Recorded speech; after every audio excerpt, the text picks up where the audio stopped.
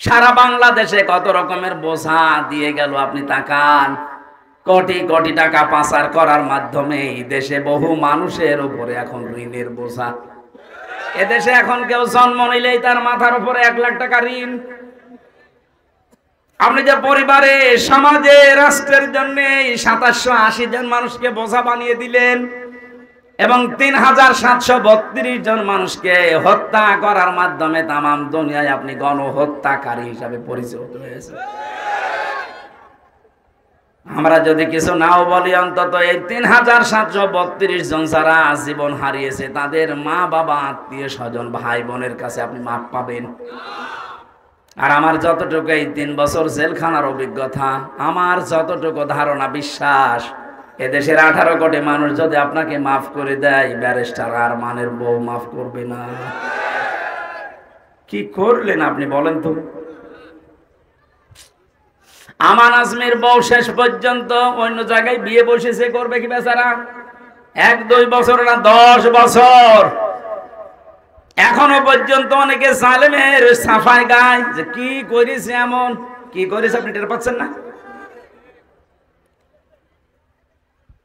এই 3-4 দিন চলছে বাইরের বিভিন্ন দেশের সিম্পেথি পাওয়ার জন্য এখন উনি ছড়িয়ে বেড়াচ্ছে যে আমি বৈধ নির্বাচিত সরকার ছিলাম, আমাকে উৎখাত করেছে।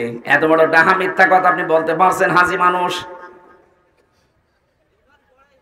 বলেন আপনি কি করে বললেন নির্বাচিত সরকারে 15 বছর তো নির্বাচনই হয়নি? কথা বলেন না কেন? একবার হয়েছে 154 জন এমনি। এইটাকে যদি দুনিয়ায় কেউ নির্বাচন বলে, আমার মনে হয় তার বিবেকের উপরে কুকুরে পোশাক করেছে। আর বাকি আগের যেটা দেখলাম, এটা তো দিনেরটা রাতেই হয়ে গেছে। এটা যে দিনেরটা রাতে হয়েছে তার প্রমাণ আমার সাথে এক ওসি ছিল জেলে, ওই যে নুসরাত হত্যা মামলা, 8 বছর জেল। আমারে বলছে হুজুর আপনি যে ব্যাখ্যা দিলেন তাওবার, আমি কিন্তু এইভাবে তওবা করিনি। কিভাবে করেছেন? যে নির্বাচন গেল গত, এই নির্বাচনে আমি নিজে আমার লোকজন দিয়ে রাতের বেলা ভোট কাটা আরম্ভ করেছিলাম আল্লাহর নামে। আমি আল্লাহর নাম নিয়ে আরম্ভ করেছিলাম, ফজর পর্যন্ত কাটলাম, বাক্স জমা দিয়ে দিলাম, এরপরে গোসল করে ওযু করে নামাজে দাঁড়ালাম। আল্লাহ আস্তাগফিরুল্লাহ। আমি বলছি আস্তাগফিরুল্লাহ আপনার পড়া হয়নি, এটা ইয়ারকি মারা হয়েছে। কারণ আপনি তো আল্লাহর কাছে অপরাধ করেননি, আপনি অপরাধ করেছেন এই দেশের 18 কোটি মানুষের কাছে। কথা বলে না কেন? ভোট দেওয়ার অধিকার কি আল্লাহর ছিল না হামজার ছিল? আপনি আমাকে দিতে দিলেন না, আমারটাও আপনি দিয়ে নিলেন। তার মানে এখান থেকে বোঝা যাচ্ছে এই দেশে দিনের ভোট রাতে হয়েছে, তার একেবারে চাক্ষুষ সাক্ষী আমার সাথে জেলে ছিল। এটাকে আপনি নির্বাচন বলে চালিয়ে দিলেন। এত বড় মহা দুর্নীতির সাথে যারা জড়িত, আজ 2-3 দিন চলছে 350 এমপি এবং নির্বাচন কমিশনে যে 15 জন ছিল, একজন পটল তুলেছে আর 14 জন আছে। প্রত্যেকের জায়গা জমি টাকা পয়সা হিসাব করা হচ্ছে। এমনি এগুলো হয়নি।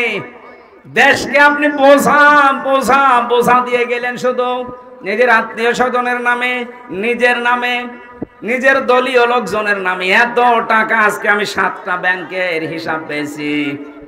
শুধু দরবেশ বাবা যেটা পালাচ্ছিল দাড়ি কেটে নৌকায়, ও যদি হেলিকপ্টারও পালাতো তাও বাঁচতে পারতো, পালিয়ে গেছে নৌকায়। নৌকা তো এমনি ডুবে গেছে। 7টা ব্যাংক থেকে 36,000 কোটি টাকা ঋণ করেছে। এরকম বোঝা আপনি দিয়ে গেলেন এই দেশে। এস আলম গরু 75,000 কোটি টাকা মারিং কাটিং করেছে খালি ইসলামী ব্যাংক থেকে। ইসলামী অর্থনীতি এটা একটা ইবাদত, এটা একটা দাঁড় করিয়েছে স্ট্রাকচার, সারা পৃথিবীর ভেতর একটা মডেল, সে তাকে ধ্বংস করে দিয়েছে এই শয়তান। এই যে বিশাল পোশাকগুলো যারা দিয়ে গেলেন, তারা নবীর উম্মত হতে পারেন না, কারণ নবীজি কোনোদিন মানুষকে বোঝা দেয়নি, বোঝা হালকা করে বেরিয়েছে। আতাকসিবুল মাদুমা, নবীজি বলেন আমার স্ত্রী আমাকে অভয় দিচ্ছে, স্বামী ভয় পাবেন না, আপনি তো মানুষের পোশাকের ব্যবস্থা করেন, বস্ত্রহীন যারা তাদের বস্ত্রের ব্যবস্থা করেন। এর বাস্তব প্রমাণ আমি ডাক্তার শফিকুর রহমানের জীবনে কয়েকদিন পেয়েছি। দেখেন আগস্টের 5 তারিখের পর থেকে পর্যন্ত কোথায় কার পোশাক নেই, খাবার নেই, ছুটি ছুটি যাচ্ছে। তা ওপেন ভাবে বলার পরিবেশ তৈরি করে দিলেন, যাদের মাধ্যমে দিয়েছেন আল্লাহ ওই মানুষগুলোকে শাহাদতের সর্বোচ্চ মাকাম দান করে। এখনো 2780 জন হাসপাতালের বেডে কাতরাচ্ছে। এটা বিশাল একটা বোঝা দিয়ে চলে গেলেন উনি। এই বোঝা বহন করবে কে? আপনি যখন চলেই যাবেন, আগে থেকে যদি যেতেন তাহলে এই মানুষগুলো তার পরিবার, সমাজ এবং এই রাষ্ট্রের কাছে বোঝা হয়ে থাকতো না। কারো হাত নেই, কারো পা নেই, চোখ নেই, অন্ডকোষ উঠে গেছে। এখানে আদালতে এলাকার মানুষের আবেগ আছে। হ্যাঁ ভাই, আমার মতো মুরব্বী মানুষ হবে না, তো যুবক মানুষ দেন দেন, আপনার লাগবে না ভাই, একটা যুবক মানুষ দেন। ঘেমে গেলে আবার ওই সেই দিন রংপুরে যা হয়েছিল ওইরকম হয়ে যাবে, বাবা শাহজালাল সব হারাস হয়ে যাবে। দেন একটু দেন, 5-7 মিনিট দেন। হ্যাঁ, কষ্ট হয়েছে আজকে, কারণ আজকে অনুষ্ঠান ছিল 3টা, সে পঞ্চগড়ে একটা, এরপরে লালমনিরহাট শহরে একটা, এই জায়গায় একটা। ব্যাকওয়ার্ড জায়গা, আমি তো জানতাম না। আমারে বলেছে কালীগঞ্জ। কালীগঞ্জ ঠিক আছে, মানে এটা একেবারে শেষ। এত কষ্ট করা আসলে শরীর তো সাপোর্ট করছে না। ডায়াবেটিস খুব বেশি, 160 বা 180 প্রেশার ছিল। সেদিন রংপুরে কি অবস্থা হয়েছিল, চোখ মুখ অন্ধকার দেখছিল। 3টা বছর ওরা জেলখানার অন্ধ প্রকোষ্ঠে যা কষ্ট দিয়েছে, আল্লাহ রাব্বুল আলামিন তার দ্বীনের জন্য আমাকে যেন এই 3টা বছরের কারণে মাফ করে দেন। এই যে বোঝা দিয়ে উনি চলে গেলেন, এখন আবার মাঝে মাঝে নিজে ফোন করে বিভিন্ন জায়গায়, নিজেই রেকর্ড করে, নিজেই কল রেকর্ড গুলো এডিটিং করে আবার নিজেই ছেড়ে দেয়। হ্যাঁ, এইটাই প্রমাণ হয়ে গেছে। তাছাড়া ওনার মতো মানুষের কাছে এই দেশের কোনো মানুষ কল ব্যাক করবে বা ওর সাথে কথা বলবে, সে রুচি এ দেশে কারো আছে বলে আমার মনে হয়। কল দেয় তাও কেমন মানুষ? লালমনিরহাট জেলার কালীগঞ্জ থানার এই নদী পার হয়ে আরো যদি ভারতের ভেতরে কোনো গ্রাম থাকে, সেখানে যিনি আছে কমিটিতে সদস্য 101 জন, ওই 101 নাম্বার যে জীবনে তার কোনো নাম শোনা যায়নি, তার কাছে নিজে কল দেয়। কত নিচে নামলে মানুষ এরকম করে আপনি জানেন? লজ্জা শরম সব ধুয়ে খেয়ে ফেলিস। নবীজি জানিয়েছেন লজ্জা ঈমানের অঙ্গ। লজ্জা ঈমানের কি? অন্য হাদিসে আছে লজ্জা ঈমানের অর্ধেক। যার ঈমান নেই, যার লজ্জা নেই, তার ঈমানও নেই। সুতরাং এই হাদিস দ্বারা বোঝা যায় ওনার যেহেতু লজ্জা শরম নেই, তার মানে ঈমানও মনে হয়। প্রশ্ন আসতে পারবো যে ফজরের নামাজ পড়তো। আরে ভাই, ফজরের নামাজটা আব্দুল্লাহ ইবনে উবাই পড়তো না? উনি যে যায় নামাজ খুঁজতো, কোরআন শরীফ পড়তো। কিছু কিছু জিনিস পাওয়া গেছে, আর যা পাওয়া গেছে ওগুলো দেখানোর মতো না। তাও ছেলে মেয়েরা যা দেখিয়েছে, তামাম দুনিয়া বলছে জি, এই জিনিস দেখায় মানুষ। নাউযুবিল্লাহি মিন যালিক। বিশ্বনবী যেদিন নবুয়ত পেয়ে আসেন, সেদিন খাদিজাতুল কুবরা রাদিয়াল্লাহু তাআলা আনহা, মেয়েরা যারা এসেছেন, এই হাদিসটা একটু আমি কয়েকটা পয়েন্ট বলছি শিক্ষার জন্য। তিনি বলেছিলেন, হে আমার স্বামী, আপনি ভয় পাবেন না। কেন ভয় পান? আপনি যে বলেন যে আমি ভয় পেয়েছি, আমার জীবনের ওপরে আমি আশঙ্কা করছি, না জানি আমার কোনো ক্ষতি হয়ে যায় কিনা, আমি মনে হয় আর বাঁচবো না, জাম্মিলুনি, আমাকে ঢেকে দাও। কে ভাই, কারে দিলেন? এই তুমি ওটা তো রওশনের দেশ আরো খারাপ দেখছি। না, আমার কাছে দেন, দেন, আমি একদম শুরু করে এই ভাবে ভাই একটা ফ্যানের ব্যবস্থা করতে পারিনি। মোবাইল একজনের কাছে দিয়ে রাখেন। এখন টেবিল ফ্যান কেন মাগরিবের পরে দিতে পারেননি? হ্যাঁ, এ ঘেমে কি অবস্থায় আমাদের ঘাম গায়ে বসে গেলে কালকে তো মাহফিলের গলা মালা সব শেষ হয়ে যাবে। এখন বলছো টেবিল ফ্যান নিয়ে আসেন, এখানে টেবিল ফ্যান নিয়ে আসতে আর 2 ঘন্টা লাগবে, যে অবস্থা দেখলাম। এই জায়গায় বলে হাসিনা মন্ত্রী দিয়েছিল, কি মন্ত্রী সে? এই ওই কল্যাণ পুলিশ আসলে এই মানুষগুলো যেন কিয়ামতের আগে দেশে আর ফিরে আসতে না পারে। এই সমস্ত চোরদের তালিকা করে করে মোড়ে মোড়ে টাঙিয়ে দেবেন। নিষিদ্ধ যেমন হওয়া আরম্ভ হয়েছে, আর একেবারে শিকড় পর্যন্ত যেন নিষিদ্ধ হয়ে যায়। সব ক্যান্সার যতদিন থেকেছে ততদিন সমস্যা। এখন ন্যায় আস্তে আস্তে দেশটা দাঁড়াচ্ছে, নাম নিতেও আমাদের ঘৃণা লাগে। কি আশ্চর্য বলেন তো, বলে যে না এই বিশাল ব্রিজ করা যাবে না, বিশাল ব্রিজ করা যাবে না। আমার দাদা চেয়ারম্যান ছিল। যত টাকা বাজেট হয় রাস্তার জন্য, ব্রিজের জন্য, কালভার্টের জন্য, এটা যদি সঠিক ভাবে ব্যয় করা যায় এদেশে 1 ইঞ্চি জায়গা রাস্তা অন্তত কাঁচা থাকার কথা না। সেই গাড়ি থেকে নামার পরে যা আসতেছি, একটা তো পাকা রাস্তা পেলাম না। খাদিজাতুল কুবরা রাদিয়াল্লাহু তাআলা আনহা ওই দিন বলেছিলেন, হে আমার স্বামী। দাঁড়ান তো ভাই, এটা মনে হয় গরম বেশি টানছে, একটু ফেলে দিন। এত গরমে আসলে ঝামেলা। এদিকে কে মেয়েরা না কি, এদিকে কি কিছু নাই তো কি এটা ঢেকে রাখার দরকার কি? হ্যাঁ, এটা মনে হয় তুলে দিলে একটু বাতাস মাসে আসতো কিনা। আর রাতের বেলা মাহফিল, এখন গরমের সময় এ ছাতা কি করতে দিয়েছেন? হ্যাঁ, একটা মঞ্চ সাজালেই তো হয়ে যায়। এমনি গরিব মানুষ আপনারা বারবার ত্রাণ চান, আর কি খরচ করেছে দেখো।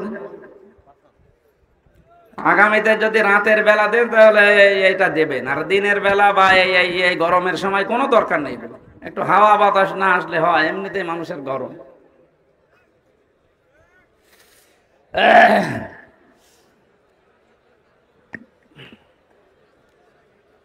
আমার ভাইরা,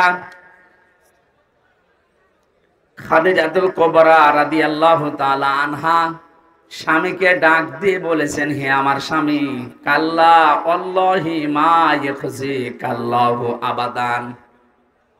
আপনি ভয় পাবেন না, কখনো আপনাকে জিন ভূত পরি এবং আল্লাহ আপনাকে ভয় দেখাতে পারে না।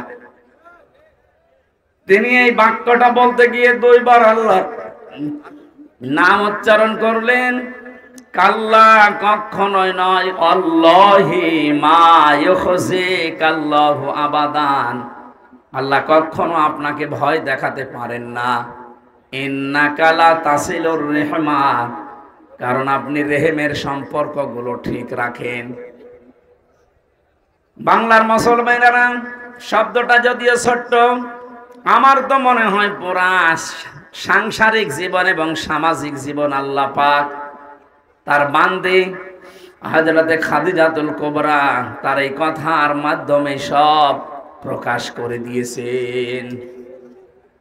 এই যে রেহেম, এই শব্দটা খুব গুরুত্বপূর্ণ। পুরা সৃষ্টি আল্লাহ কমপ্লিট করার পর রেহেম আল্লাহর কুদরতি পা চেপে ধরেছিল। ডাক দিয়ে বলে, মাবুদ, তুমি আমার ব্যাপারে তো কিছু বললে না, আমার সম্পর্কে কিছু বলবা না, আমি কি? আল্লাহ পাক বলেন, রেহেম তোমার সাথে সম্পর্ক যারা ঠিক রাখবে, আমি আল্লাহর সাথে সম্পর্ক তাদের ঠিক থাকবে। আর তোমার সাথে যাদের সম্পর্ক কাট হয়ে যাবে, আমি আল্লাহ তাদের কেটে দেব। জোরে বলেন নাউজুবিল্লাহ। শব্দটা শুনতে যত সহজ মনে হচ্ছে, ছোট মনে হচ্ছে, এটা আমাদের পারিবারিক জীবনে আজকে এটা না থাকার কারণে পুরা পরিবারটা জাহান্নাম হয়ে গেছে। আপনি টের পেয়েছেন উনি কি বলতে চেয়েছেন? হে স্বামী, আপনি ভয় পাবেন না।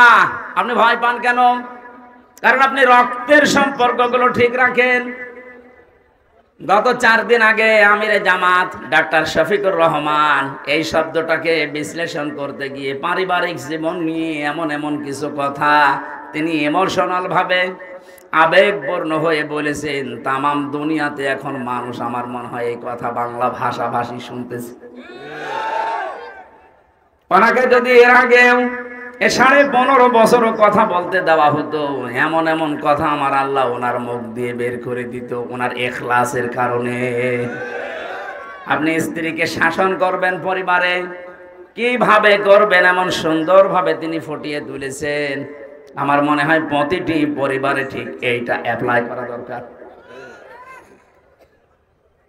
যোগ্য একজন অভিভাবক পেয়েছি আমরা। আল্লাহ তার হায়াতে তাজ্জেবা সিহাতে কল্লিয়া যেন দান করেন, বলেন আমিন। খাদিজাতুল কুবরা বলেছিলেন, হে আমার স্বামী, রক্তের সম্পর্ক আপনি ঠিক রাখেন, এই জন্য আপনার কোনো ভয় নেই। অথচ বাংলাদেশের 100 জনের 98 জন এখন পরিবারে রক্তের সম্পর্কগুলো ঠিক রাখতে পারে না তার বউর কারণে। কথা বলেন না কেন? অধিকাংশ পরিবারে এই সমস্যা।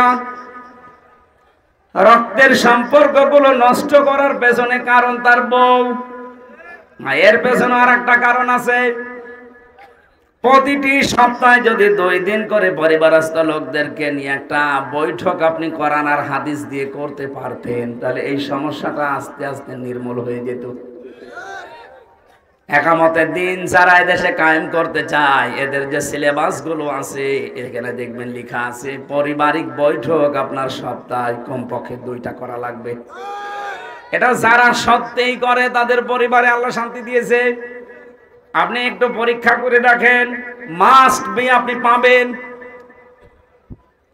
কারণ প্রতিটি মানুষের কুদরত আমার আল্লাহর হাতের ভেতরে, ঘোরানো পেছানো ওনার হাতে। আপনি শুধু অ্যাপ্লাই করে দেখেন ঔষধগুলো। অনুনাজ্জিলু মিনাল কুরআনি মা হুয়া শিফাউ ওয়া রাহমাতুল লিল মুমিনিন। এর ভেতরে সব ধরনের ঔষধ আছে। এই মুমিন জীবনে যত রকমের রোগ আছে, ব্যক্তি, পরিবার, সমাজ, রাষ্ট্রের সব রোগ নির্মূল করার জন্য আল্লাহ কোরআনে কারিম দিয়েছেন। আমাদের পারিবারিক জীবনে আজ এই রক্তের সম্পর্কগুলো অধিকাংশ পরিবারে ঠিক থাকছে না, কোরআন আর হাদিস না থাকার কারণে। আমরা যারা শুনলাম খাদিজাতুল কুবরার এই কথাকে, আমরা নিজেরা যেন আমাদের প্র্যাকটিক্যাল লাইফ এটা সেট করতে পারি, বলেন আমিন। এরকম বউ আজ ঘরে ঘরে দরকার। খাদিজাতুল কুবরার মতো স্ত্রী যদি পয়দা হয়ে যায়, স্বামী তার নিজের ছোট ভাইয়ের সাথে, বড় ভাইয়ের সাথে, বোনের সাথে, নিজের মা বাবার সাথে সম্পর্ক খারাপ করবে না। হাদিস নবীজি বলেন, কোন স্ত্রী যদি চায় যে আমার স্বামী আরো বেশি দিন বেঁচে থাক, আমার স্বামীর সম্মান, মর্যাদা, অর্থ সম্পদ আরো বেড়ে যাক, আল্লাহর নবী বারবার তাকিদ দিচ্ছেন ওই মহিলাকে, তুমি তোমার স্বামীকে এটা বারবার তাকিদ দাও যে স্বামী তুমি যাই করো রক্তের সম্পর্কগুলো ঠিক রাখো। এটা দুনিয়ার বিষয় মনে করে আমরা অনেকে এড়িয়ে যাই। আরে ভাই, সম্পর্ক যদি আপনার ঠিক না থাকে, আপনি যতই নামাজ পড়েন, রোজা রাখেন, হজ করে আসেন, আল্লাহ আপনার সাথে সম্পর্ক কাট করে দেবে। কথা বুঝতেছেন? অনেক বড় বিষয়। 2 নম্বরে খাদিজাতুল কুবরা বলেছিলেন, অতাহমিলুল কাল্লা। ঠিক আছে, এখানে একটুখানি রাখেন, গা ঘামা শেষ হয়ে গেলে নিয়ে যাই, আর বাকিগুলো বসেন ভাই। হযরতে খাদিজাতুল কুবরা 2 নম্বর বললেন, স্বামী আমার, আপনি মানুষের বোঝা বহন করেন, আপনি ভয় পান কেন? এই এমনি ধরে রাখো।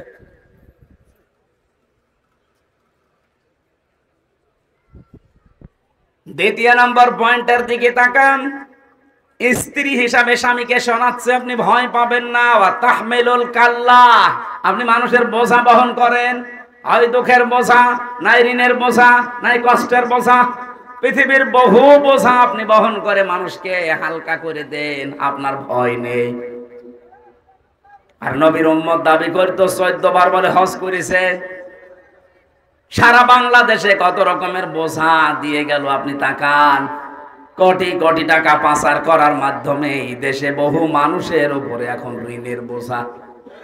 এদেশে এখন কেউ জন্ম নিলেই তার মাথার উপরে 1 লাখ টাকা ঋণ। আপনি যে পরিবারে, সমাজে, রাষ্ট্রের জন্য 2780 জন মানুষকে বোঝা বানিয়ে দিলেন এবং 3732 জন মানুষকে হত্যা করার মাধ্যমে তামাম দুনিয়ায় আপনি গণহত্যাকারী হিসাবে পরিচিত হয়েছে। আমরা যদি কিছু নাও বলি, অন্তত এই 3732 জন যারা জীবন হারিয়েছে তাদের মা বাবা, আত্মীয় স্বজন, ভাই বোনের কাছে আপনি মাপ পাবেন। আর আমার যতটুকু এই 3 বছর জেলখানার অভিজ্ঞতা, আমার যতটুকু ধারণা, বিশ্বাস, এদেশের 18 কোটি মানুষ যদি আপনাকে মাফ করে দেয়, ব্যারিস্টার আরমানের বউ মাফ করবে না। কি করলেন আপনি বলেন তো? আমান আজমির বউ শেষ পর্যন্ত অন্য জায়গায় বিয়ে বসেছে, করবে কি বেচারা? 1-2 বছর না 10 বছর। এখনো পর্যন্ত অনেকে জালেমের সাফাই গায় যে কি করেছে, এমন কি করেছে আপনি টের পাচ্ছেন না? এই 3-4 দিন চলছে বাইরের বিভিন্ন দেশের সিম্পেথি পাওয়ার জন্য এখন উনি ছড়িয়ে বেড়াচ্ছে যে আমি বৈধ নির্বাচিত সরকার ছিলাম, আমাকে উৎখাত করেছে। এত বড় ডাহা মিথ্যা কথা আপনি বলতে পারছেন হাজি মানুষ? বলেন আপনি কি করে বললেন নির্বাচিত সরকারে 15 বছর তো নির্বাচনই হয়নি? কথা বলেন না কেন? একবার হয়েছে 154 জন এমনি। এইটাকে যদি দুনিয়ায় কেউ নির্বাচন বলে, আমার মনে হয় তার বিবেকের উপরে কুকুরে প্রসব করেছে। আর বাকি আগের যেটা দেখলাম, এটা তো দিনেরটা রাতেই হয়ে গেছে। এটা যে দিনেরটা রাতে হয়েছে তার প্রমাণ আমার সাথে এক ওসি ছিল জেলে, ওই যে নুসরাত হত্যা মামলা, 8 বছর জেল। আমারে বলছে হুজুর আপনি যে ব্যাখ্যা দিলেন তাওবার, আমি কিন্তু এইভাবে তওবা করিনি। কিভাবে করেছেন? যে নির্বাচন গেল গত, এই নির্বাচনে আমি নিজে আমার লোকজন দিয়ে রাতের বেলা ভোট কাটা আরম্ভ করেছিলাম আল্লাহর নামে। আমি আল্লাহর নাম নিয়ে আরম্ভ করেছিলাম, ফজর পর্যন্ত কাটলাম, বাক্স জমা দিয়ে দিলাম, এরপরে গোসল করে ওযু করে নামাজে দাঁড়ালাম। আল্লাহ আস্তাগফিরুল্লাহ। আমি বলছি আস্তাগফিরুল্লাহ আপনার পড়া হয়নি, এটা ইয়ারকি মারা হয়েছে। কারণ আপনি তো আল্লাহর কাছে অপরাধ করেননি, আপনি অপরাধ করেছেন এই দেশের 18 কোটি মানুষের কাছে। কথা বলে না কেন? ভোট দেওয়ার অধিকার কি আল্লাহর ছিল না হামজার ছিল? আপনি আমাকে দিতে দিলেন না, আমারটাও আপনি দিয়ে নিলেন। তার মানে এখান থেকে বোঝা যাচ্ছে এই দেশে দিনের ভোট রাতে হয়েছে, তার একেবারে চাক্ষুষ সাক্ষী আমার সাথে জেলে ছিল।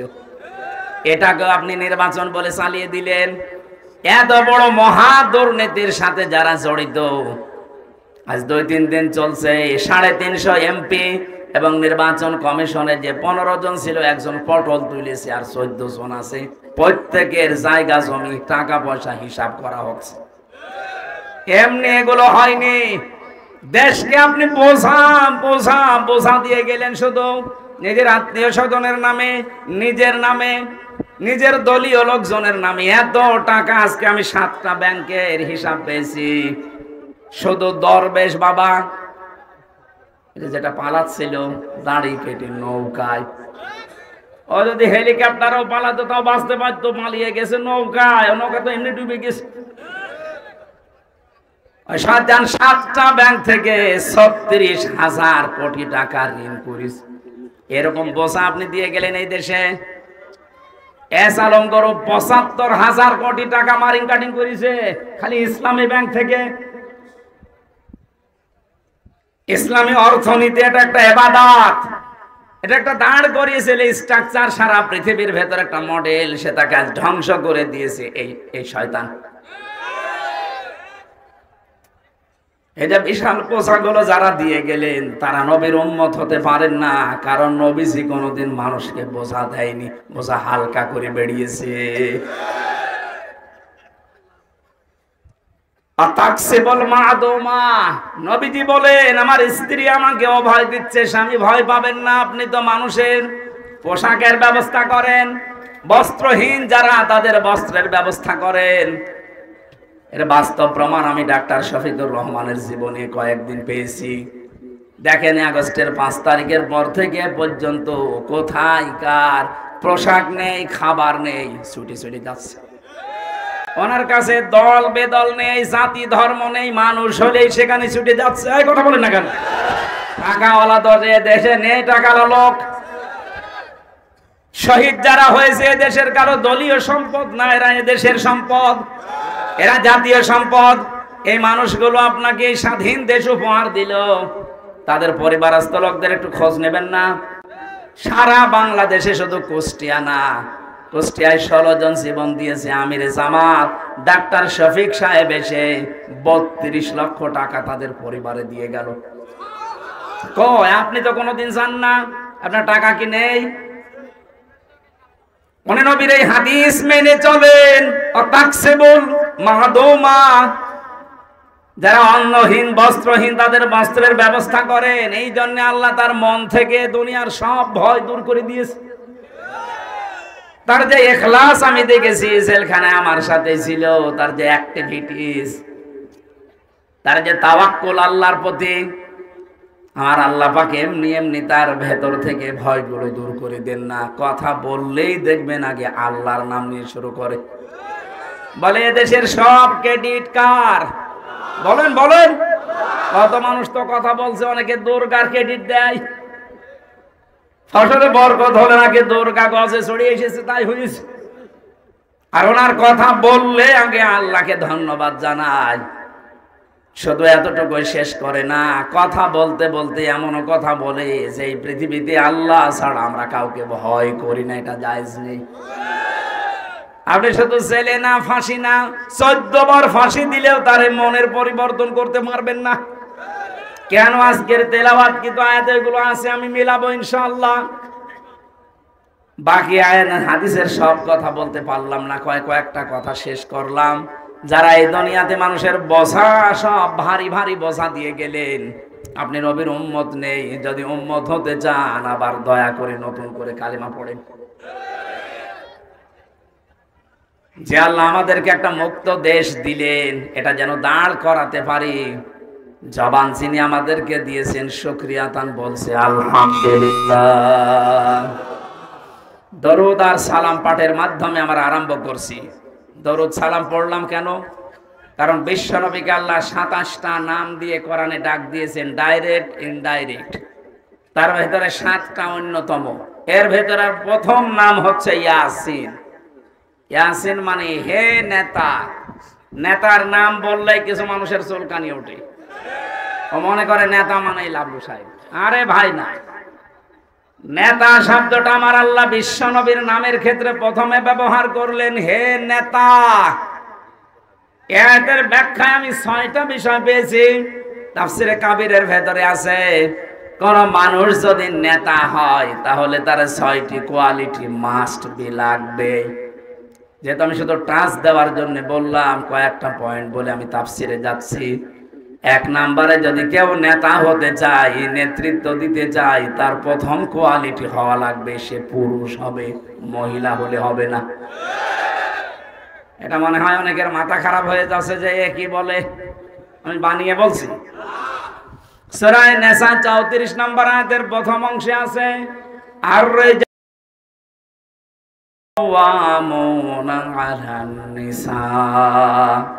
আল্লাহ পাক বলেন পুরুষ মানুষ হবে নেতৃত্বদাতা, আর মহিলারা হবে তাদের আজ্ঞাবহ, তারা আন্ডারে থাকবে। সুতরাং এই বাংলাদেশে যারা নেতৃত্ব দিতে চান, আপনাকে পুরুষ হওয়া লাগবে। মেয়ে লোক হলে নেতা হওয়া জায়েজ নেই। আর কোন মহিলার পেছনে মুসলমানেরা থাকতে পারে না। কেন? এই আয়াতের ব্যাখ্যায় একটা হাদিস পেয়েছি, নবীজি বলেন লা ইউফলিহা কওমুন, ওই জাতি কখনো সফল হতে পারছে না, পারবে না, যে জাতির নেতৃত্বে আছে কোন মহিলা। এই 53 বছরে মনে হয় এই হাদিসের বাস্তব প্রমাণ। আমরা সফল হতে পারছি না শুধু এই কারণে। এখন যেহেতু বিদায় নিয়েছে আর একজন মুরব্বী হয়ে গেছে, সামনে যারা আসবে তারা যেন পুরুষ। হ্যাঁ কথা বলেন। বাকি আরো কয়েকটা বলছে, একটু দেখেন। পুরুষ হলে হবে না। 2 নাম্বার কোয়ালিটি বলবো নাকি রাগ করবে এরা? দ্বিতীয় নম্বর কোয়ালিটি, কোন পুরুষ নেতা হতে পারবে কিন্তু সে জালেম হতে পারবে না। এইটা আমি বানালাম। সূরা বাকারা 124 নম্বর আয়াত, ওয়াইযিবতালা ইব্রাহিমা রাব্বুহু বিকালিমাতিন ফাতাম্মাহুন্না। আল্লাহ পাক বলেন, ইব্রাহিমকে আমি পদে পদে পরীক্ষা করেছিলাম। এই ফাতাম্মাহুন্নার ভেতরে আমি পেয়েছি 50টা পরীক্ষা তিনি করেছিলেন। আমাদের যিনি আসল জাতির পিতা, বানানোটা না, যিনি আসল আল্লাহর ঘোষণা দেওয়া জাতির পিতা, তিনি 50টা পরীক্ষায় উত্তীর্ণ হয়েছেন। জোরে বলেন আল্লাহু আকবার। এই আয়াতের তাফসিরে কাবীরের ভেতরে এসেছে, ইব্রাহিম নবী আলাইহিস সালাম তিনি জাতির পিতা, আল্লাহর ঘোষণা দেওয়া। এজন্য তার সন্তানরাও জীবনে পদে পদে পরীক্ষা দেবে, ফেল বলে কোনো শব্দ নেই, পাস করে যাবে। ইব্রাহিম নবীর সন্তান যারা, তারা ফেল করবে না পাস করবে? বানানো জাতির পিতার সন্তান যারা পদে পদে ফেল করে। এটার বাস্তব প্রমাণ এই 15.5 বছর। এই 15.5 বছর এত বৈষম্যের শিকার হওয়ার পর ইব্রাহিম নবীর সন্তান যারা ছিল, দেখেন তো তারা কারো কাছে ভিক্ষার হাত পেতেছে, আত্মহত্যা করে মারা গেছে নেই। অথচ সব জায়গা থেকে তাদেরকে বঞ্চিত করে রাখা হয়েছিল যোগ্যতা থাকার পরেও। অথচ বানানো জাতির পিতার যারা সন্তান দাবি করছে, তাকান 2 মাস কয়েকদিনের ভেতরে, তারপরেও তো কিছুই করি নাই আমরা। এরপরেও তারা এই যে গতকালকে একজন অলরেডি আত্মহত্যা করে পটল তুলেছে। আমাদের যিনি জাতির পিতা ইব্রাহিম আলাইহিস সালাম মুসলমানদের, তার সন্তানও এরকম আগুনে পড়লেও আল্লাহর উপরে ভরসা ছাড়ে না। আর যারা বানানো জাতির পিতার সন্তান দাবি করেন, আমরা বুক ফুলিয়ে বলে আমরা সবাই অমুক সেনা, নাউজুবিল্লাহ। তাদের করুণ অবস্থা আরম্ভ হয়েছে। 2 মাস কয়েকদিনে যদি এই অবস্থা হয়, 1টা বছর এভাবে থাকতে দেন, এমনিতেই মরে যাবে। কয়েকদিন আগে একটা মরেছে শেরপুরের, অগ্নিকন্যা নাম ছিল, পটল তুলিস। এদের অবস্থা এই উপরে মনে হয়েছে না বিশাল কিছু, এদের ভেতরে যে ভয় আপনি জানেন না। আমি নিজে থেকে দেখেছি, কয়েকটাকে পেয়েছিলাম সেলখানা, এত ভয় ওদের ভেতরে। আরে ভাই, ভয় তো পাওয়ার দরকার আমার, কারণ আমার পক্ষে কেউ নেই। আমার মামলা পর্যন্ত কেউ আদালতে দাঁড়াতে চায় না। আর তোদের পক্ষে সব থাকার পর এত ভয় কেন? তার মানে ভয় পাওয়ার সব কাজ ওদের ভেতরে আছে। আপনি তো মানুষের বোঝা বহন করেন না, বোঝা আরো ভারী করে দেন। বিনা কারণে নিরপরাধ মানুষকে ধরিয়ে দেন, তার পরিবারের কাছ থেকে আবার নিজেই টাকা নিয়ে ছাড়িয়ে আনেন। এই কথা বলছেন না কেন? যারা মানুষের পরিবারে, মানুষের মাথার উপরে দুঃখের বোঝা, কষ্টের বোঝা, ঋণের বোঝা, এগুলো যারা চাপিয়ে দেয়, আল্লাহ তাদের অন্তরে বিভিন্ন রকমের ভয় তৈরি করে দেয়। আমরা যারা নবীর উম্মত, বিশেষ করে আমাদের যারা ইব্রাহিম নবীকে জাতির পিতা মানি, আল্লাহ পাক ওই দিন ইব্রাহিমকে 50টা পরীক্ষার শেষ পর্যায়ে ভরেছিলেন। ক্বালা ইন্নী জাইলুকা লিন-নাসি ইমামা। হে ইব্রাহিম, আমি মানব জাতির জন্য তোমাকে নেতা বানিয়ে দিলাম। আমাদের যিনি জাতির পিতা সঙ্গে সঙ্গে বলেছিলেন, ক্বালা ওয়া মিন যুররিয়াতি। ও ইব্রাহিম, হযরত ইব্রাহিম বলেছিলেন, রব্বুল আলামিন, এই যে নেতৃত্ব দিতে পারা, নেতা হওয়ার এই কোয়ালিটি শুধু কি আমি পেলাম, নাকি কিয়ামত পর্যন্ত আমার সন্তানাদি যারা আসবে তারাও পাবে? আল্লাহ সঙ্গে সঙ্গে জবাব দিয়ে দিয়েছেন, ক্বালা লা ইয়ানালু আহদিস যালিমিন। তোমার সন্তানাদি যারা কিয়ামত পর্যন্ত আসবে তারা নেতৃত্ব দিতে পারবে, কিন্তু জালেম যারা, তাদের জন্য আমার কোনো ওয়াদা নেই। ইয়ানালু মোজারে, বর্তমান ভবিষ্যৎ, প্রেজেন্ট ফিউচার। আল্লাহ বলেন জালেমদের জন্য আমার কোনো ওয়াদা নেই। এই আয়াতে ফি জিলালিল কোরআনে মুফাসসির বলেন জালেম যারা তারা জাতির নেতৃত্ব দেওয়া বৈধ না, অবৈধ। অথচ 15.5 বছর হয়েছে, যত বড় জালেম সে তত বড় নেতা ছিল। কথা বলেন। আজকে থেকে যেহেতু সময় পাল্টিয়েছে, সিদ্ধান্ত নেওয়া লাগবে যারা জালেম আমরা মুসলিম তাদের পেছনে নেই। নেতা হওয়ার কোয়ালিটি এইটা। এটা যদি সামনে থাকে, আমার মনে হয় সামনে যারা আসবে তারাও ভয় পাবে না। জালেমের পেছনে যে দেশের 96% মুসলমানই নেই, আমারে ওখানে বসাবে কে? নেতা হওয়ার 3 নাম্বার কোয়ালিটি হচ্ছে আল্লাহ এবং রাসূলকে যে মেনে চলবে সে নেতা হতে পারবে। সূরা নিসার 59 নাম্বার আয়াত। এখন যদি বলেন যে আয়াতগুলো কেমন কেমন লাগছে, কোন হুজুর নিয়ে আসবেন, নিয়ে এসে বসিয়ে রাখেন। ইয়া আইয়ুহাল্লাযীনা আমানু আতিউল্লাহা ওয়া আতিউর রাসূলা ওয়া উলিল আমরি মিনকুম। আল্লাহর ইতাআত করো, রাসূলের ইতাআত করো, আর তোমাদের ভেতরে যারা নেতা উলিল আমর যারা তাদের মেনে চলো। এখানে আতিউ শব্দ আল্লাহ নিজের নামে রাসূলের নামে দিয়েছেন, কিন্তু উলিল আমর নেতার আগে দেননি। মুফাসসির বলেন আল্লাহ রাসূলকে মানা লাগবে, প্রশ্ন করা যাবে না, কিন্তু কোন নেতাকে মানতে হলে দেখা লাগবে আল্লাহ রাসূলকে মানে কিনা। আমি বাকিগুলো আর না বললেও আপনারা টের পেয়েছেন কাকে আপনি মানবেন। নেতা হওয়ার কোয়ালিটি এগুলো আমি কি বানালাম না কোরআনে আছে? আল্লাহ আমাদেরকে এই নেতৃত্বের গুণাবলী যাদের আছে, কোয়ালিটি আছে, তাদের মেনে চলার তৌফিক দিন। এটা কিন্তু দুনিয়ার বিষয় না, এটা ইবাদত। আজকের তেলাওয়াত কিন্তু আয়াত আপনারা দেখলেন, সূরা কাসাস 1, 2, 3 তিনটা আয়াত পড়েছি।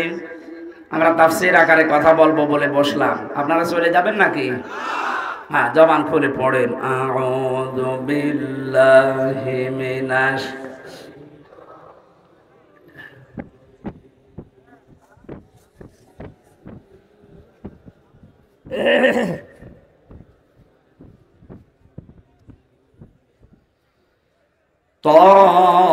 তাসিম। সূরা কাসাস, কাসাস মানে ঘটনা সমূহ। আল্লাহ ঘটনা সমূহ আমাদের কাছে শোনাচ্ছেন, কারণ কি? কারণ এইরকম বিষয়গুলো গত পৃথিবী তৈরি হওয়ার পর থেকে ছিল, আল্লাহ ঘটিয়েছিলেন। এখন থেকে কিয়ামত পর্যন্ত কোরআনে কারীম আমাদের সামনে থাকবে না থাকবে না? এরকম পরিস্থিতি যদি আসে আল্লাহ এই ঘটনাও ঘটাবেন, এইটাই তার প্রমাণ। এটা প্রমাণ দেওয়ার জন্য আল্লাহ এগুলো নাযিল করলেন, আমরা যেন হতাশ হয়ে না পড়ি। সূরা কাসাসের প্রথম আয়াতে আল্লাহ হারফে মুকাত্তাআত দিয়েছেন। কোন তাফসীরকারক শুধু অনুমান ভিত্তিক কিছু অর্থ দিয়েছেন, কিন্তু আসল অর্থ জানেন আল্লাহ তাআলা নিজে। বিশ্ব নবীকে হয়তো জানিয়েছেন, কিন্তু নবী আমাদেরকে বলেননি।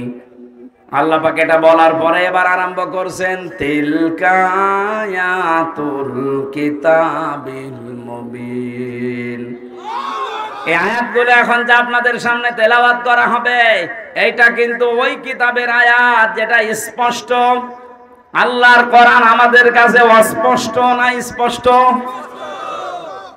আমরা মুখে মুখে বলছি স্পষ্ট, কিন্তু দেশের 100 জনের 95 জন মানুষের কাছে কোরআন চলে গেল।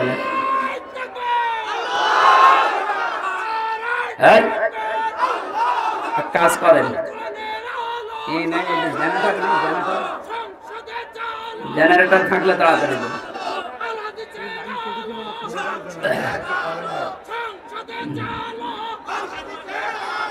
বাইরে তো চলছে বেশ ভালো দেখছি। সুবহানাল্লাহ আলহামদুলিল্লাহ লা ইলাহা ইল্লাল্লাহ। মাইক চলে, লাইট কেউ কি তার কেটে দিলে নাকি?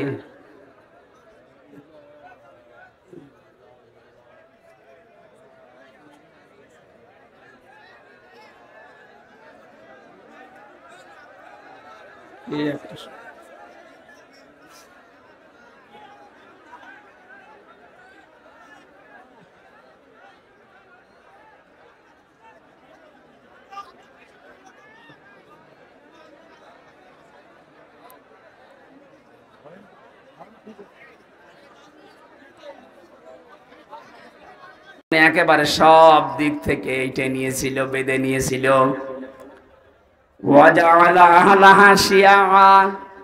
নিজেকে প্রতিষ্ঠিত করার জন্য, তার একচ্ছত্র মালিকানা কায়েম করার জন্য।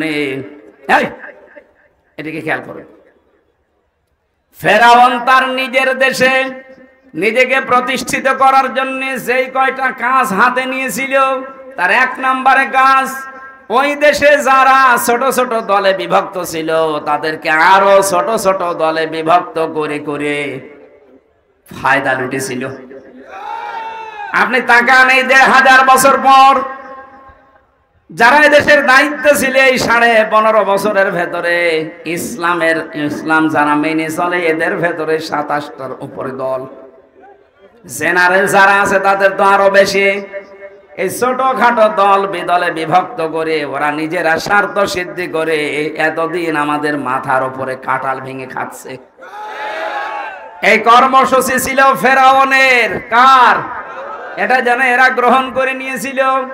ফেরাউন তার নিজের দেশে প্রতিষ্ঠা পাওয়ার জন্য প্রথম দলে বিদলে বিভক্ত করে। আমাদেরও দেখলাম এ দেশে মানুষকে দলে বিদলে বিভক্ত করার পেছনে রাষ্ট্র কাজ করছিল।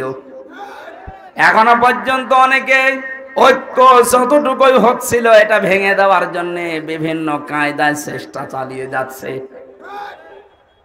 আপনি সূক্ষ্ম ষড়যন্ত্র ধরতে পারছেন না। জেলখানায় মাওলানা মামুনুল হক আমারে মাঝে মাঝে বলতো, হামসা বাইরে থেকে ভাবতাম কি আর ভেতরে কি অবস্থা। আমরা বাইরে টোপি নিয়ে দাড়ি নিয়ে কারো আকীদা নিয়ে মারামারি করি, আর ওদের কর্মকাণ্ড দেখলে সব আমাদেরকে এক জায়গায় রেখে তালাবদ্ধ করে রেখেছে। কষ্ট দেওয়ার ক্ষেত্রে ওরা সবাই এখন এক। বাইরে যদি যেতে পারি সব কাজ বাদ দিয়ে কি করে এক হওয়া যায়, আমি সেই কাজ করব। উনি কিন্তু আরম্ভ করেছে। কিন্তু এখন এই 2 দিন আমরা দেখতে পাচ্ছি কিছু মানুষ এখনো পর্যন্ত দাদাদের ফাঁদে ফা দিয়ে আবার এই ঐক্যটা নষ্ট করার জন্য উল্টা পাল্টা কথা বলতেছে। জাতির এখন সব চাইতে বড় ঐক্য দরকার। খালি ইসলামপন্থী মানুষগুলো এক হয়ে গেলে কিয়ামতের আগে দেশে আর চেয়ারে কেউ বসতে পারবে না। অথচ এইটাকে ওরা খুব ভালো করে জানে, যেন এক হতে না দেওয়া যায়। আপনি দল বিদলে বিভক্ত হন, এমন এমন দল ওরা নিজেরা টাকা পয়সা দিয়ে বানিয়ে দেয়, খালি দলের সভাপতি আর সেক্রেটারি ছাড়া কেউ নেই। আমার সাথে ইসলামপন্থী দল অনেকগুলো ছিল, শুধু সভাপতি আর সেক্রেটারি। ওখানে পেয়েছিলাম আল্লাহর দলের সভাপতি, ওর আর কেউ নেই, ওই শুধু সারা বাংলাদেশে ওই একাই। ওখানে প্রায় ২৭টার উপর আমি দল পেয়েছিলাম জেলখানায়, কেন্দ্রীয় কারাগারে কাশিমপুরে। যত বড় বড় শব্দ ওখানে নিয়েছে রাখে। ফেরাউনের প্রথম কৌশল কিন্তু 15.৫ বছরে প্রায় ওরা সাকসেস হয়ে গিয়েছিল। যদিও এই বিজয় হওয়ার পরে এটা যারা বোঝদার মানুষ, যারা বিবেকবান মানুষ ভেঙ্গে দিয়ে এক হওয়ার চেষ্টায় আছে। হঠাৎ করে দেখছি এখন ওই বাতিলের 5টা গোলাম এতদিন যারা ছিল তারা এখন আবার উল্টা পাল্টা বকতেছে। আপনি এতদিন কোথায় ছিলেন? এতদিন আপনি মওদুদিবাদের শব্দ উচ্চারণ করেননি। এই 2 মাস হয়ে গেল কিছুই তো বলতেন না। হঠাৎ আপনাকে কিসে কামড় দিয়েছে? অবশ্য এখানে কোন ষড়যন্ত্র আছে। আরে ভাই, ইয়াহিয়া মাহমুদের নাম আমি নাম ধরেই বলছি, কারণ এটা 5টা গোলাম ছিল বাতিলের। আপনি টের পাননি? আলেমদের তালিকা করে দিত। বাইতুল মুকাররম থেকে যিনি পালিয়েছেন তারে অনেকে আলেম বলে। হ্যাঁ, উনি আলেম, নামের আগে হয়তো মাওলানা লিখতে পারে, কিন্তু কি কাজ করেছে বলেন? জালেমা তাকে দিয়েছে কওমি জননী। এটা কথা হলো, তাম দুনিয়ার মানুষ তাকে জালেমা বলেছেন, আপনি তাকে কওমি জননী দিলেন কি করে? স্বার্থ পেলে পাগল হয়ে যাবেন মানে আপনার বিবেক নেই। এর ওপর আবার উনি নৌকা মার্কা নিয়ে দাঁড়িয়েছে। এটা ঘৃণিত জিনিস। এটা আপনি যদি কুকুর মার্কা নিয়ে দাঁড়াতেন তাও কয়েকটা ভোট পেতেন। আল্লাহ এমন অবস্থায় পৌঁছিয়েছে, এই বাংলাদেশে এখন কুকুরের যা দাম আছে নৌকার সে দাম নেই। আপনি পরিচয় দেন যে আমি নৌকার লোক, পিটিয়ে মেরে ফেলবে মানুষ। সারা দেশ আমি ঘুরছি একই অবস্থা। এই অবস্থা জানি না এলাকায় কি। ফেরাউনের প্রথম কৌশল ছিল মানুষকে দলে বিদলে বিভক্ত করত। এখন এতদিন পেরে ওঠেনি, এখন দেখছে এই 2-3 দিন ও আবার শুরু করেছে। বাইরে খালি মিথ্যা ছড়াচ্ছে, আমি নির্বাচিত। এটা মিথ্যা কথা না? এই মিথ্যা কথা না এটা? সারা বাংলাদেশে মাসলুম আমরা যারা আছি, সে বিএনপি বলেন, ওই 14টা দল বাদ দিয়ে সবাই মাসলুম কম বেশি। আমার সাথে বিএনপির এক লোক পেয়েছিলাম আমি, ওর 313টা মামলা। ও আমারে খাবার দিতে আসতো, বলছে ভাই আপনার মামলা কয়টা? 313টা। 313টা মামলা দিয়েছে একটা মানুষকে। ও কবে জামিন নেবে আর কবে বের হবে আর হাজিরা দেবে কবে? এটা মজলুম মানুষ না তারা? আমার 2 মামলাই বছরে হাজিরা দিতে দিতে আমার শেষ হয়ে যেতাম। আর 313টা আপনার হিসাব আসে না এখনো পর্যন্ত। যদি বাংলার এই মুসলমানেরা এই স্বাধীনতা পাওয়ার পরে এখনো ছোটখাটো বিষয় নিয়ে দলে বিদলে বিভক্ত হয়, এর পেছনে অবশ্যই কোনো কিছু কাজ করছে। এটা আপনি ধরতে পারছেন না। যারা জ্ঞানী মানুষ তারা ধরে ফেলেছে। এই টুপি মাথায় দেওয়া, হাত বাঁধা, সালাম দেওয়া, জোরে আমিন বলা, এগুলো এখন বাদ দেন। কার আকীদা কি সে আল্লাহর কাছে জবাব দেবে। আগে দেশটা বাঁচান। এখনো যদি আপনি নিজেরা এই গন্ডগোল করে আলাদা আলাদা হয়ে যান, তাহলে উহুদের পর ময়দানের মতো বিপর্যয় আসবে। প্রথম দিকে তো বিজয় এসে গিয়েছিল, সেই গনিমতের মাল কোড়ানো আরম্ভ করেছে, ওই সময় বিপদে পড়িস।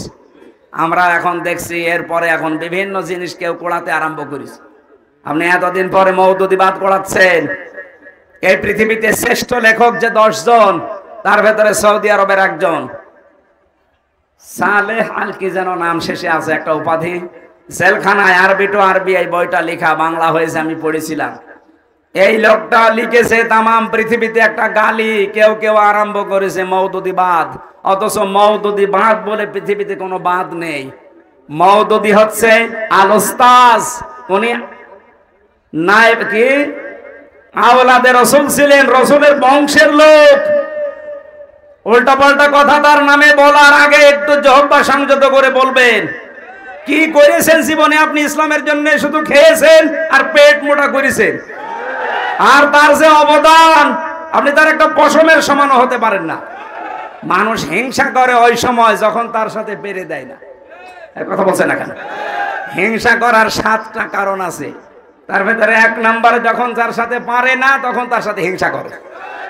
আপনি কি করেছেন আপনি নিজের কাছে প্রশ্ন করেন তো। আপনার কোনো খেদমত আছে? অথচ তার পুরা জীবনটার দিকে তাকান। লক্ষ লক্ষ যুবকেরা তার বই পড়ার পরে ইসলাম পেয়েছে। কত অর্থ সম্পদ শুধু ইসলামী আন্দোলনের জন্য খরচ করেছে। আপনি তো 5টা টাকাও খরচ করেন না, খালি ফতোয়া দিতে আছেন আকীদা। আরে ভাই, আপনার আকীদা নিয়ে আপনি কবরে যান। উনি মারা গেছে, ওনার নিয়ে উল্টাপাল্টা কথা বলার দরকার নেই। যদি কারো বিপক্ষে কোনো কথা বলতে গিয়ে একটু মিথ্যা হয়ে যায়, আপনাকে দিয়ে আল্লাহ ওই দোষ করাবে দুনিয়ায়, তারপরে আপনার মরণ দেবে। এজন্য সংযত থাকবেন। এটা ফেরাউনের একটা চক্রান্ত। আমরা জানতে পারছি দাদা বাবুরা ওখান থেকে চক্রান্ত করে কিছু আলেমকে টার্গেট করেছে।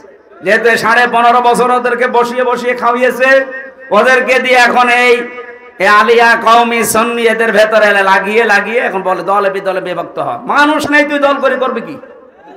সারা দেশ পড়িয়ে তোর 5টা মানুষ হয় না। আমি এই যে কোরআন শরীফ সামনে নিয়ে বলছি, মাওলানা মামুনুল হককে ডাক দেন।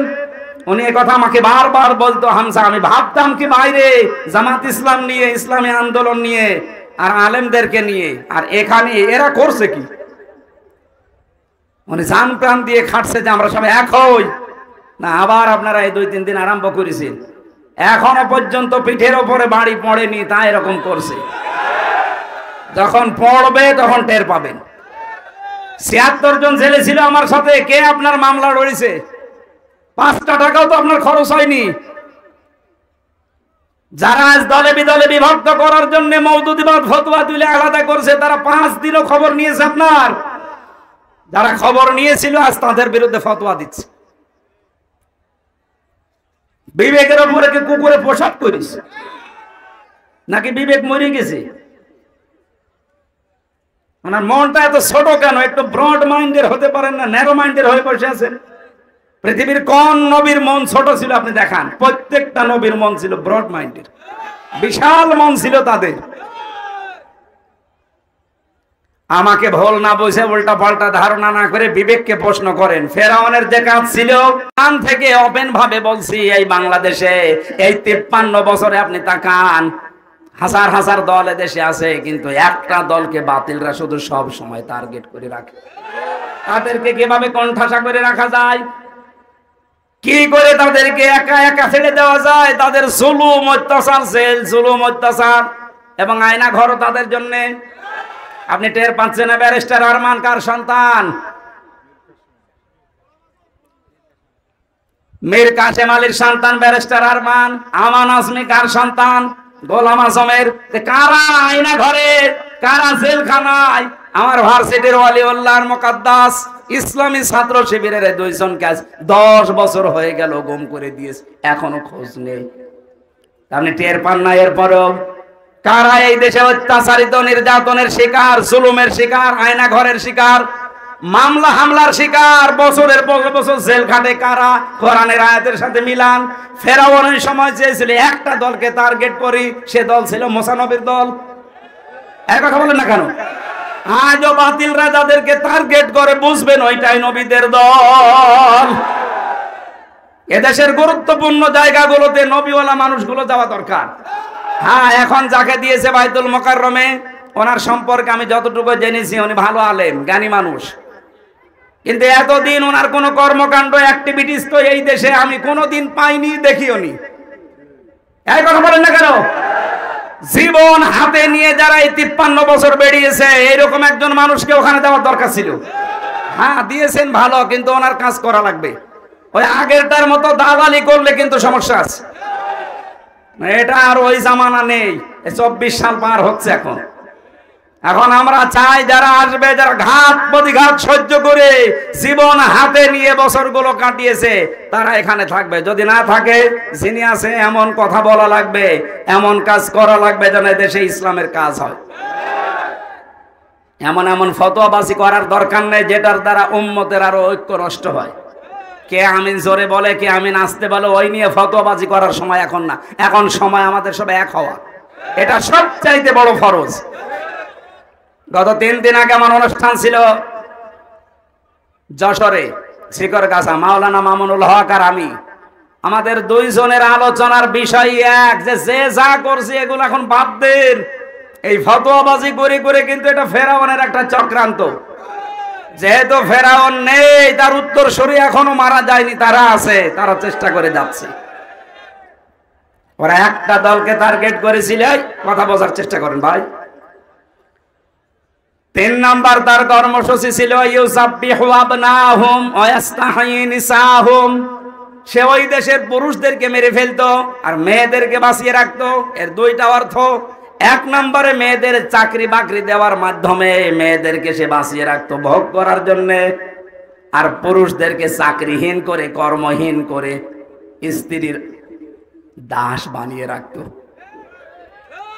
আপনি দেখেন এই দেশে 15.5 বছরে মেয়েরা ম্যাট্রিক ফেল করলেও 3টা চাকরি পায়, আর ছেলেরা অনার্স মাস্টার্স করে চাকরি নেই। এটা ফেরাউনের একটা কৌশল।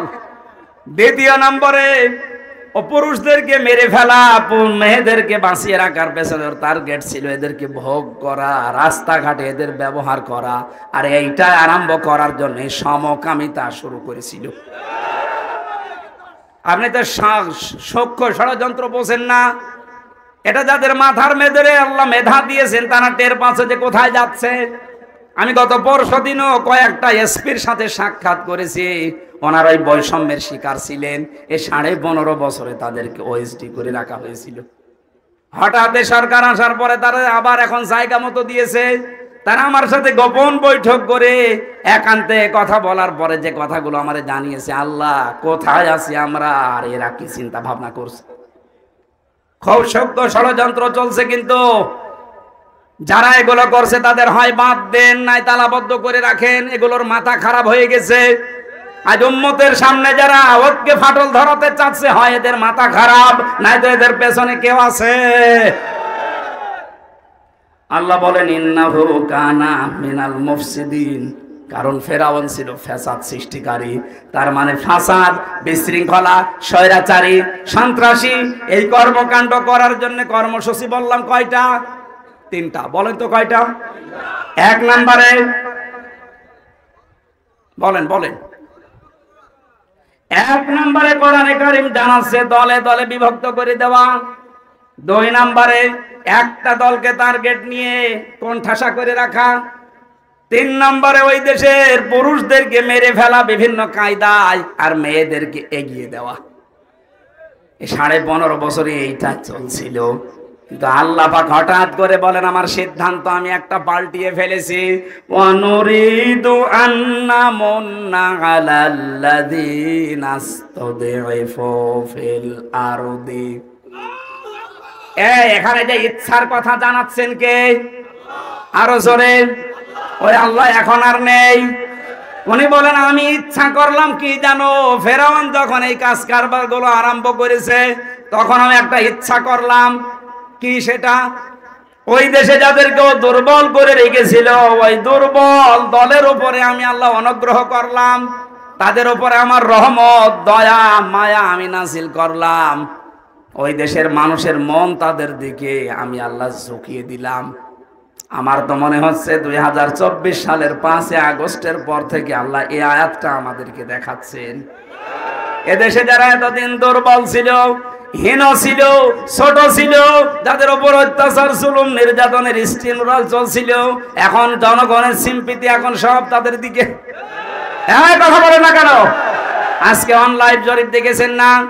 এই দেশে 100 জনের 33 জন মাত্র জাতীয়তাবাদী দল যারা আছে তাদেরকে সাপোর্ট করছে। 100 জনের ভেতরে 133 জন। আমি এই রিপোর্টটা দেখলাম, নিচে কত কত কি ওঠে।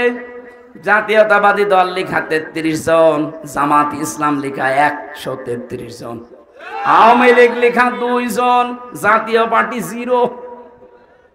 তার মানে ওরা থাকলেও এখন আর কথা বলছে না।